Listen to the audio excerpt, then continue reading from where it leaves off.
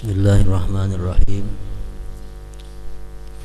Alhamdulillahilladzi anzalal Qur'an ala nabiyyina sayyidina Muhammadin khairil insan. Ashhadu an la ilaha illallah wahdahu la syarika lah al-malikul mannan. Wa ashhadu anna sayyidana Muhammadan abduhu wa rasuluhu ilal insi wal jan. Allahumma salli wa sallim wa barik ala sayyidina Muhammadin sayyidi waladi Adnan wa ala alihi wa sahbihi wa dhurriyyatihi wa atba'ihi ila akhiriz zaman, amma ba'd. Pertama-tama kita panjatkan puji syukur kehadirat Allah Subhanahu wa ta'ala yang selalu melimpahkan anugerah, hidayah dan inayah kepada kita sehingga kita dapat kembali berkumpul bersama-sama di tempat yang penuh berkah ini. Dan pula tidak lupa kita menghaturkan salawat dan salam keharibaan junjungan kita Nabi besar Muhammad sallallahu alaihi wasallam dan kepada seluruh keluarga, para sahabat, zuriat dan pengikut beliau sampai hari akhir nanti. Yang kita muliakan dan kita cintai para habaib, para alim ulama, para muhibbin, hadirin hadirat rahimakumullah. Asmaul Husna yang 99 telah kita selesaikan pembahasannya satu demi satu.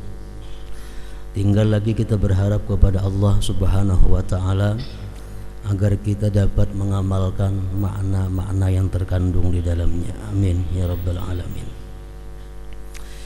Dan kemudian rencananya sesudah kita menyelesaikan Asmaul Husna itu, kita akan membahas satu persatu mengenai surah-surah yang ada di dalam Al-Quran,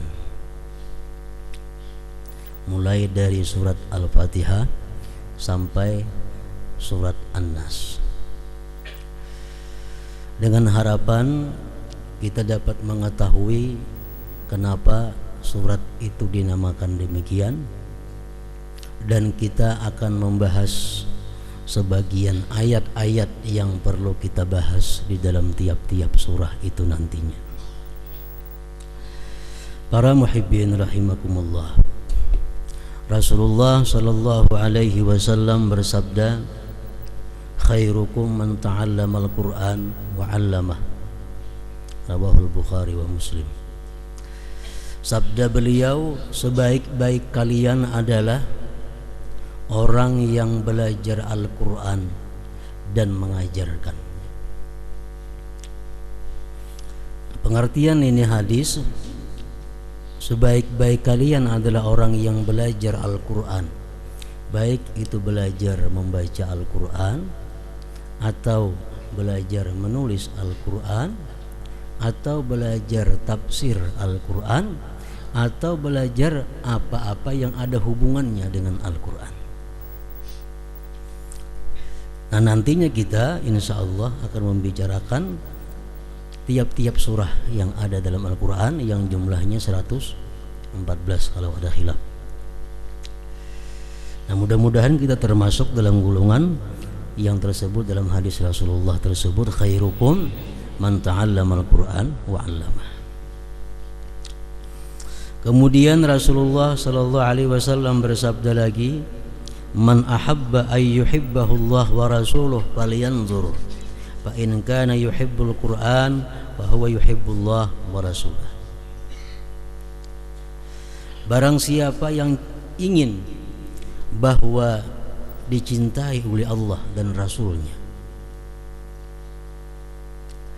maka hendaklah dia menengok kepada dirinya, apakah dia cinta kepada Al-Quran. Bila mana dia cinta kepada Al-Quran, berarti dia adalah cinta dan dicintai oleh Allah Subhanahu wa ta'ala dan Rasulnya.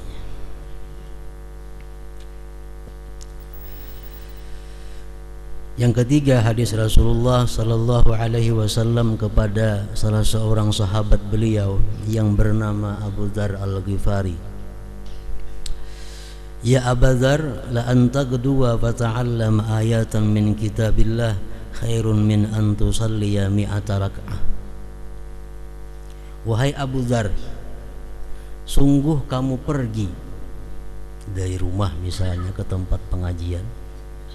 Kamu pergi, lalu kamu belajar di sana satu ayat dari Al-Quran, satu ayat aja. Itu lebih baik bagi engkau daripada engkau di rumah sembahyang 100 rakaat. Nah, jadi harapan kita mendapat apa-apa yang telah disampaikan oleh Rasulullah ini. Kita pergi dari rumah kita ke tempat pengajian, mempelajari, membahas ayat demi ayat tentang kalam Allah Subhanahu wa taala, dan itu membuahkan satu hasil yang lebih baik daripada 100 rakaat andai kata kita berada di rumah. Para muhibbin rahimakumullah, sebelum kita membicarakan surah-surah dan kandungannya atau ayat-ayat yang ada dalam Al-Quran, terlebih dahulu kita perlu wajib mengetahui tentang hurumatul Quran, artinya kehormatan Al-Quran yang mesti dijaga. Rasulullah bersabda, Al-Quran afdalu min kulli syai. Al-Quran itu lebih afdal dari tiap-tiap sesuatu, karena itu kalamullah. Faman waqqara al-Quran faqad waqqara Allah. Orang yang menghormati Al-Quran berarti dia menghormati Allah. Wa man istakhaffa bil Quran, siapa yang memperinting, meremehkan dengan Al-Quran, istakhaffa bihaqqillah, berarti dia memperinting dengan hak Allah Subhanahu wa taala. Nah, jadi ini dulu yang perlu kita ketahui sebelum kita membicarakan tentang Al-Quran. Persiapan kita, bekal kita agar Al-Quran ini menjadikan syafaat bagi kita, kalau kita bisa menjaga kehormatan Al-Quran itu. Para ulama, baik ulama mutaqaddimin, ulama-ulama yang terdahulu atau mutaakhirin, mereka menyimpulkan ada beberapa hal yang perlu diketahui oleh orang yang ingin berhubungan dengan Al-Quran. Pertama, disebutkan di dalam kitab tafsir Al-Qurtubi, pertama, an la yamassa illa tahir. Ini termasuk kehormatan Al-Quran, bahwa seseorang itu tidak boleh menyentuh Al-Quran kecuali suci. Suci daripada hadas kecil atau besar, dan suci daripada najis. Kalau kita hendak menyentuh Al-Quran, tangan kita ini jangan sampai ada yang najis.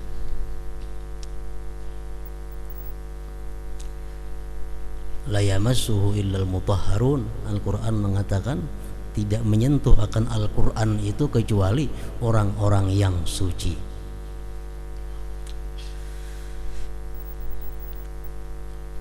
Nah, di sini ada beberapa hal yang berkaitan dengan tidak boleh menyentuh Al-Quran kecuali orang yang suci daripada hadas kecil, hadas besar, dan suci tangannya daripada najis.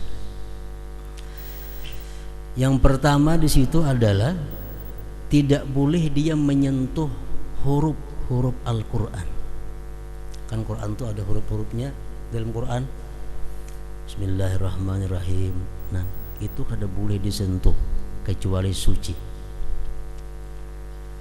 Kada boleh disentuh juga kertas pinggirnya yang putih, yang kada bertuliskan apa-apa. Kada boleh juga disentuh itu kalau kita kada suci. Membelapik pang lawan kain sama aja. Lain lawan bebinian kada betal begatuk belapik kain, namun ini lain kisahnya. Kada boleh misal belapik menjawab Quran kada mau, tetap kada boleh. Dan kada boleh juga kalau kita kada suci menyentuh kulit Al-Quran, lapiknya. Dan kada boleh juga kita kalau kada suci menyentuh kotak atau peti atau lemari khusus Al-Quran yang di dalamnya ada Al-Quran. Kada boleh juga kita menyentuh kecuali suci. Di masjid ada lemari khusus Quran, kenal lemarinya, Qurannya sebijiannya ada. Nah kada boleh kita menyentuh lemari itu kalau kada berwudu. Kenapa? Karena itu lemari khusus untuk Al-Quran dan dalamnya ada Al-Quran.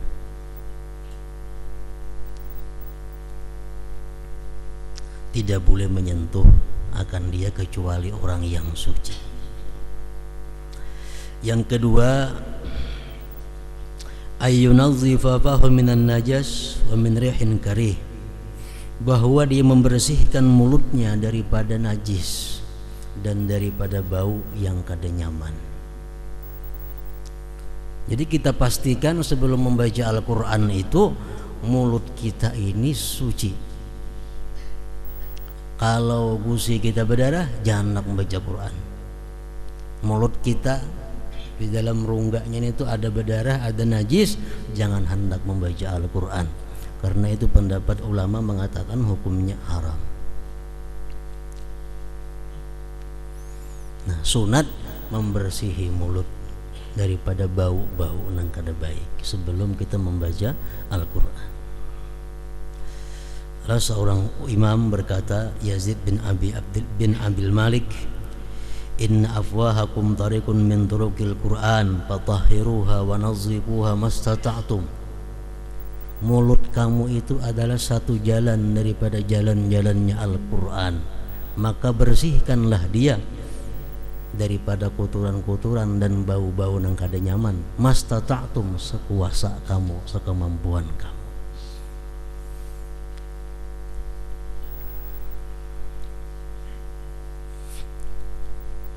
Jadi haram kita membaca Al-Quran dengan mulut yang najis. Haram membaca Al-Quran dalam keadaan junub. Haram membaca Al-Quran dalam keadaan haid, nifas. Haram membaca Al-Quran di tempat qadha hajat. Tempat qadha hajat lain tempat mandi. Ini jangan disamakan. Tempat qadha hajat itu tempat yang dimana kita duduk untuk qadha hajat. Nah itu tempat qadha hajat ngarannya. Misal ruangan ini ganal. Di sini ada tempat qadha hajat, di sini tempat mandi. Nang kada boleh membaca Quran itu di tempat duduk spesial qadha hajat ini.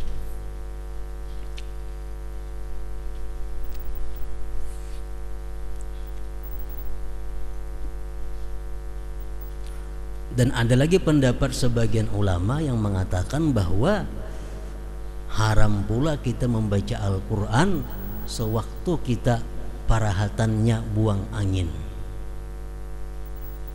Bahkan tut tarus membaca Quran kada baampih. Nah itu ada sebagian ulama yang mengatakan haram, ada sebagian yang mengatakan makruh. Nah ini termasuk adalah hurumatil Quran, kehormatan Al-Quran. Yang ketiga, ayyastawiya qa'idan wa la yakuna muttaqi'a, bahwa membaca Al-Quran itu mestinya dia duduk yang tegak, jangan duduk bersandar. Itu termasuk afdalnya. Kalau kita bersandar membaca Quran makruh kada, apalagi haram kada juga. Cuma afdalnya kita membaca Al-Quran itu duduk yang tegak. Yang keempat, yang ketiga tadi ayyastawi ya qa'idan wa la yakuna muttaqi'a, dan yang keempat ayyalbasa siyaba nadhifin wa tajammulin li'annahu munajin rabbah, bahwa dia memakai pakaian yang bersih, pakaian yang elok, karena dia sedang munajat kepada Tuhannya. Jadi artinya kita membaca Al-Quran itu dalam keadaan berpakaian. Satu, pakaian kita menutup aurat, walaupun di tempat saurangan, walaupun di tempat sunyi, walaupun di dalam kamar kita membaca Quran, tetap kita menutup aurat. Ini perhatian khususnya kepada ibu-ibu. Laki-laki jarang bisa kadatin masalah berhandap membaca Quran. Nah cuma kalau bini-bini betapih di dada membaca Quran, membuka aurat, maka kamban kada betapih di dada di tangan Quran. Ini kada patut. Nang dipegang ini adalah kitab Allah, nang dibacanya kalamullah, yang dihadapinya Allah Subhanahu wa ta'ala. Pakaian betapih di dada kada cocok, itu kada patut.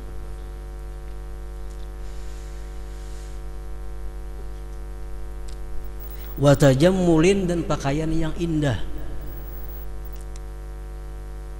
Li'annahu munajin rabbah, karena dia munajat kepada Tuhannya, karena dia sedang berdialog dengan Tuhannya. Mesti pakaian yang indah, jangan pakaian yang tahilambuan, pakaian yang kumal. Nah jadi ada mesti kita sediakan pakaian yang khusus, yang bersih, yang indah, yang suci untuk membaca Al-Quran ini. Yang keempat, yang kelima, ayyastaqbilal qiblah, bahwa dia menghadap kiblat.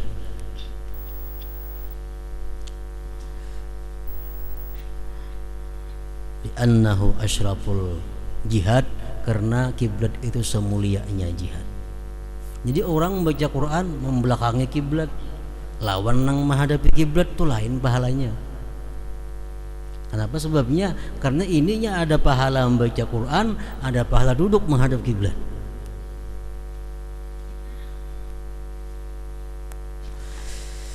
Yang keenam, ayyumsika anil qiraah idza tasa'aba li'annahu minasyaitan, bahwa dia berhenti membaca Quran parahatan menguap, karena menguap itu adalah daripada syaitan. Menguap itu jangan ditarusakan bacaan auzubillahi minasyaitonir. Menguap hurufnya kadakana lagi, tajwidnya kadakana lagi. Jadi bila menguap itu berhenti membaca Quran.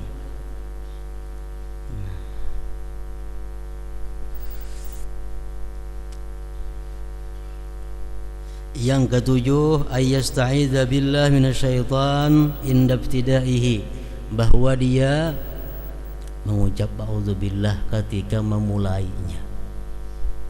Sekurang-kurangnya auzubillahi minasyaitonir rajim, selengkapnya auzubillahi samiil alim minasyaitonir rajim. Bismillah tasarah aja. Bismillah kaimbahnya auzubillah atau hendak kada tasarah. Cuman yang penting auzubillah, kecuali di awal surah. Nah kalau awal surah buat bismillahnya, a'udzubillahi minasyaitonir rajim, bismillahirrahmanirrahim, yasin, itu di awal surah. Kalau di pertengahan surah tasarah, hendak bismillah boleh, hendak kada bismillah boleh. Artinya kalau kita kada bismillah, kita kada mengurangi kehormatan Al-Quran. Itu amun di tengah, di pertengahan surah. Yang ke-8,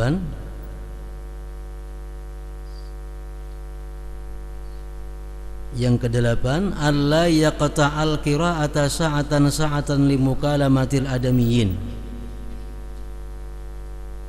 bahwa dia tidak memotong bacaan sesaat karena berpandir lawan manusia.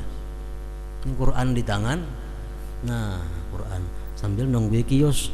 Bismillahirrahmanirrahim. Berapa harganya? 2.000. Ini ya karena berdua, ini ya karena bapak paget menyambaca Quran itu kada boleh.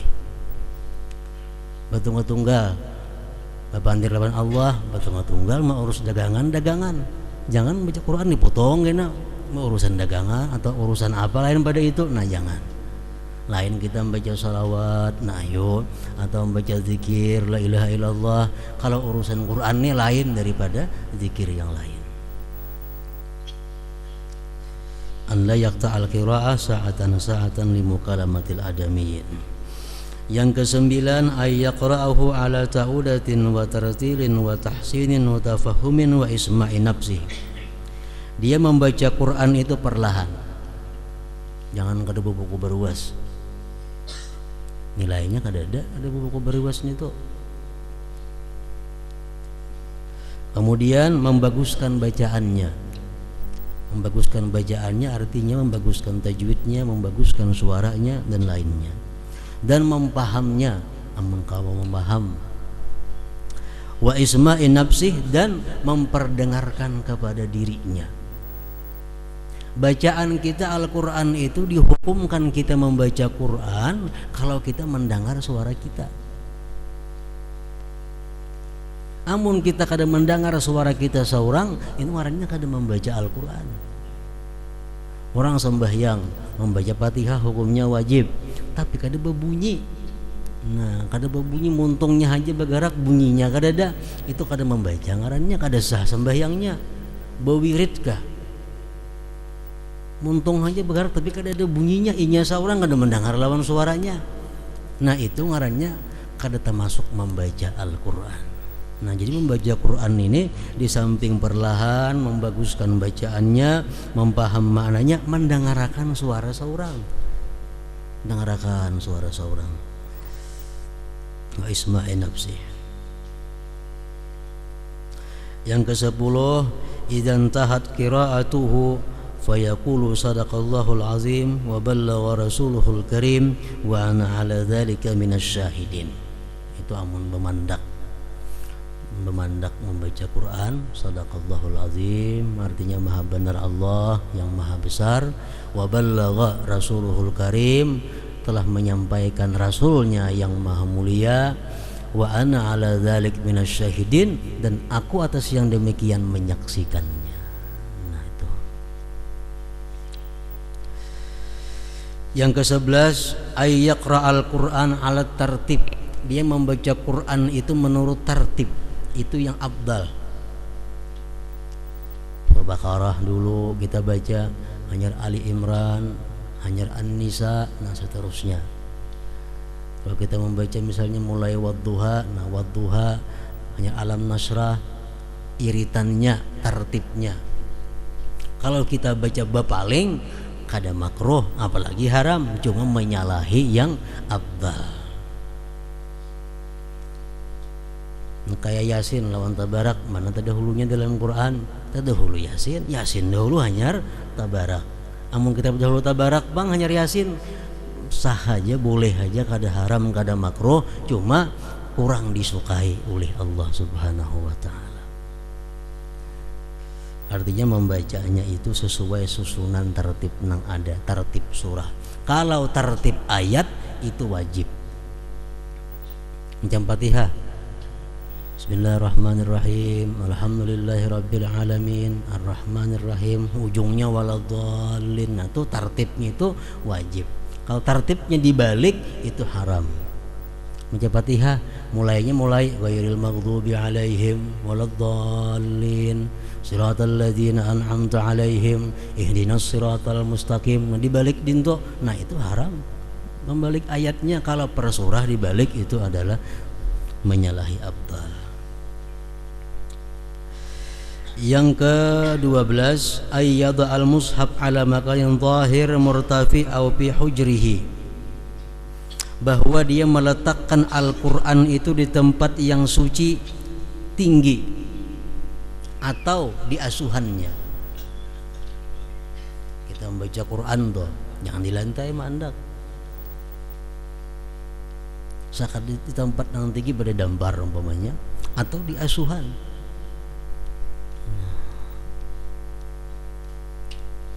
Kalau kita ada melihat Al-Quran misalnya di tempat yang kotor, melihat Al-Quran atau ayat-ayat Quran sepotong Bismillahirrahmanirrahim ada di tempat sampah, kita melihat, kita wajib mengambilnya.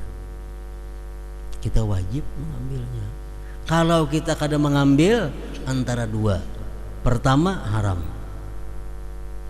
Kalau di hati bagaritik, kada apa-apa juga kafir. Nah, jadi kalau kita melihat ada asma Allah, melihat ada nama-nama Rasulullah, melihat ada potongan-potongan Al-Quran di tempat-tempat nang kotor, itu kewajiban kita untuk mengambil. Membuang sudah nyata kafir itu. Bismillahirrahmanirrahim, ada di kertas, buang ke tempat sampah, kada boleh. Pendapat yang kuat mengatakan kafir.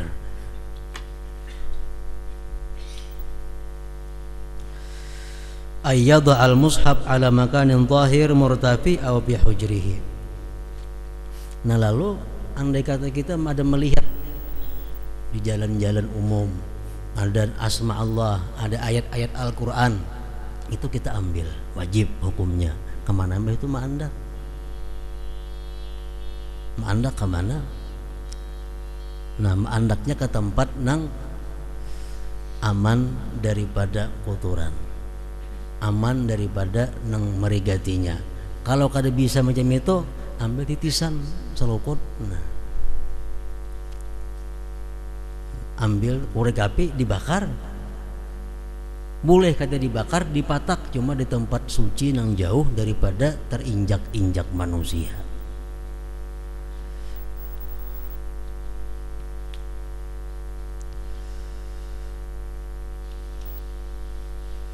Yang ke-13, an la yamhuwal Qur'an minallahu bil busaq walakin yaghsiluhu bima'in tahir. Kada boleh menyapui Quran itu lawan liur. Misal di papan tulis atau di mana hendak menyapui lawan liur, kada boleh, itu diharamkan. Kalau hendak menyapui juga, sapuilah dengan air yang suci.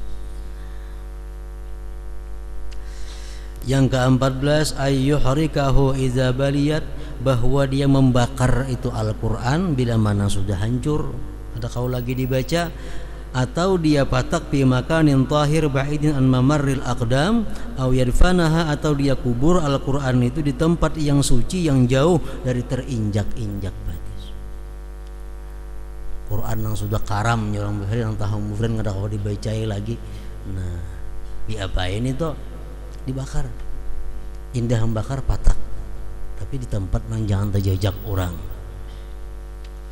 Itu juga halnya kita melihat ada di undangan-undangan, ada Bismillahirrahmanirrahim, ada di undangan pengantin membacaan Quran macam-macam, nanti mbah kita dapat undangan itu, bakar undangannya. Kalau terjejak kalian atau ulah kipas karena ada kipasakan, itu kada sesuai dengan kehormatan Al-Quran. Yang ke-15, ayyu'ti 'ainaihi haqqahuma minan nazar fil mushaf, bahwa dia memberikan dua mata itu akan haknya daripada memandang Quran. Jadi kalau kita membaca Quran itu, yang lebih baiknya itu kita memakai Al-Quran untuk menunaikan hak mata. Walaupun kita hafal Yasin, hafal Tabarak, tapi kita ada Qur'annya lebih baik Quran. Kenapa? Sebabnya pertama mensyukuri nikmat mata. Yang kedua menebus kesalahan-kesalahan mata, banyak melihat nang haram, nang ada bermanfaat dan lainnya. Dengan adanya kita melihat Quran, terhapus kesalahan itu. Rasulullah SAW bersabda, "Afdalu ibadati ummati qiraatul Qur'an nazara." Paling abdal ibadah umatku itu adalah membaca Quran, melihati Qurannya, melihati Qurannya. Yang ke-16, an la yata'awwalal Quran bi ra'yihi wa nafsihi. Jangan hendak menakwil-nakwilkan Quran itu dengan pikirannya dan nafsunya. Memaknai Al-Quran, menafsirkan Al-Quran, jangan hendak lawan pikiran seorang, jangan hendak lawan durungan nafsu seorang. Kenapa? Karena tafsir Quran itu sudah ada yang menafsirkan oleh Rasulullah dan para sahabat-sahabat, ulama-ulama yang hebat dahulu. Kita kalau ada ilmunya memaham Al-Quran, nah itu adalah ngarannya nafsirakan Quran dengan pikiran seorang. Itu diancam Rasulullah dengan ancaman yang berat. Termasuk di sini dicontohkan di dalam kitab tafsir Al-Qurtubi itu adalah beberapa contoh. Misalnya orang ini suka tuju makan. Ketujuh makan, mau makan tuh ketujuh. Kok ketujuh makan tahu ikan? Kan Quran ada menyuruh kulu wasrabu, jar makanlah kamu, minumlah kamu. Nah ini menafsirkan Quran dengan pikirannya seorang. Gawian yang macam itu dosanya minal kabair, termasuk dosa yang besar. Kadang-kadang kita memaham Quran itu, memperinting Quran itu walaupun satu huruf daripada Quran, kadang-kadang apalagi satu ayat. Yang ke-17 an la yusrifa bitaghanni bil Quran, jangan melampau batas melagui Al-Quran. Balagu bagus Al-Quran itu, tapi jangan kaliwat lagu. Sing banyakan alifnya panjang benar, nang panjangnya kaliwat panjang. Nah jangan sampai itu israf. Yang ke-17 ayyujawwida khattahu iza katabahu, bahwa dia membaguskan tulisannya kalau menulis Quran. Menulis Quran jangan barang aja. Yang ke-19 alla yaqra'a fil aswaq mawadi'il laghati, bahwa dia tidak membaca Quran di pasar. Ada sesuai tempatnya. Pasar tempatnya syaitan. Ada cucu Quran di situ, atau di tempat-tempat ribut, tempat-tempat orang-orang bermain dan lain sebagainya.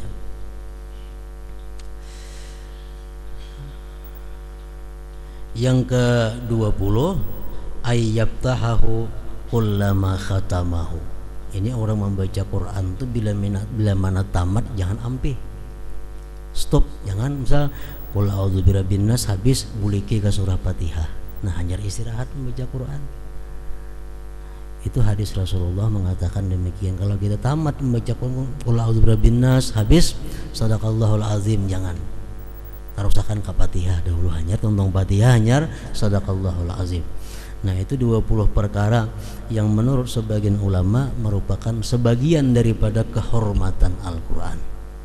Jadi Al-Qur'an bisa membawa syafaat, bisa membawa rahmat kepada kita bila mana kita menghormati Al-Quran, dan Al-Quran bisa mengutuk kita, menyebabkan kita celaka bila mana kita kadang menghormati terhadap Al-Quran itu. Nah, jadi mudah-mudahan dengan demikian kita bisa membaca Al-Quran sesuai dengan kehormatan dan keagungannya.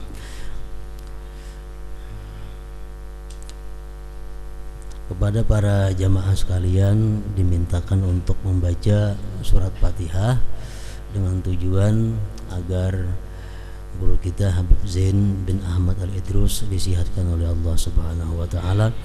Wa ila hadratin Nabi sallallahu alaihi wasallam. Al-Fatihah. Iyyaka na'budu wa iyyaka nasta'in.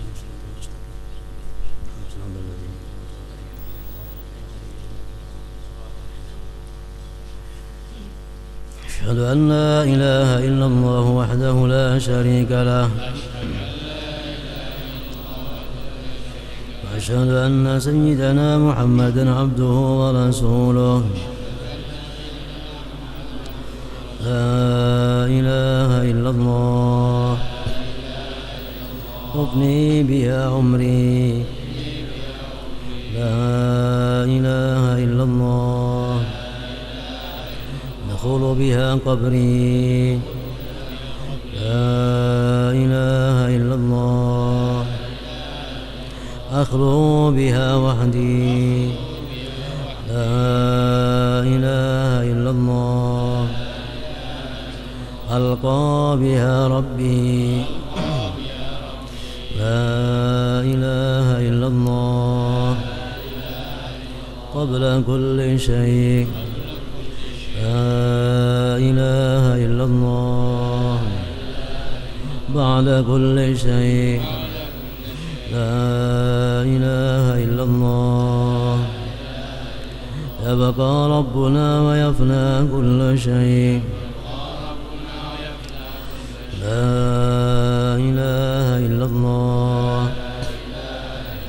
أستغفر الله لا إله إلا الله أستغفر الله لا إله إلا الله أستغفر الله لا إله إلا الله ونتوب إلى الله لا إله إلا الله محمد رسول الله صلى الله عليه وسلم يا أيها الراجون منه شفاعة صلوا عليه وسلموا تسليما